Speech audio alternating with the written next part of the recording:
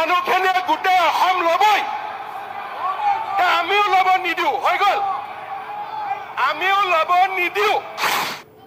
আপোনালোকে আজি হাউচত ক'লে যে আমি ল'মেই, আৰু মই কৈছো আপোনালোকক আমি ল'ব নিদিওঁ। এয়া আছিল মুখ্যমন্ত্ৰী ডক্টৰ হিমন্ত বিশ্ব শৰ্মাৰ বিধানসভাত যোৱাকালিৰ ভাষণ। আমি ক'ব খুজিছোঁ মুখ্যমন্ত্ৰী ডক্টৰ হিমন্ত বিশ্ব শৰ্মাই শপত গ্ৰহণৰ সময়ত কি ভাষণ দিছিল। আচলতে এজন মুখ্যমন্ত্ৰী হিচাপে কি কি কৰিব লগা কাম আছিল, কি কি কৰিব নোৱাৰা কাম আছিল, আমি সবিশেষ জনাব বিচাৰিছোঁ এই ভিডিঅ'টোত। আচলতে শপত গ্ৰহণত যি কথা কৈছিল সেইমতে কাম কৰিছে নে নাই এবাৰ শুনি লওক।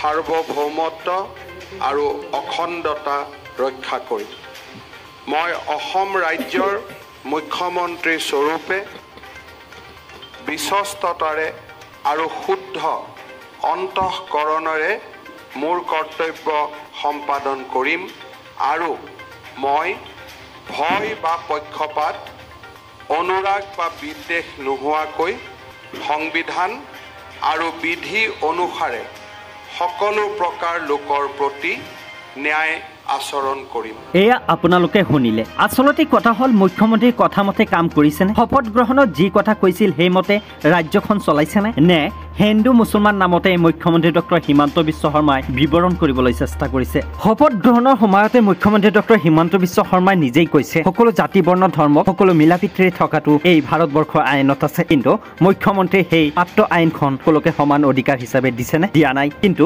কিয়?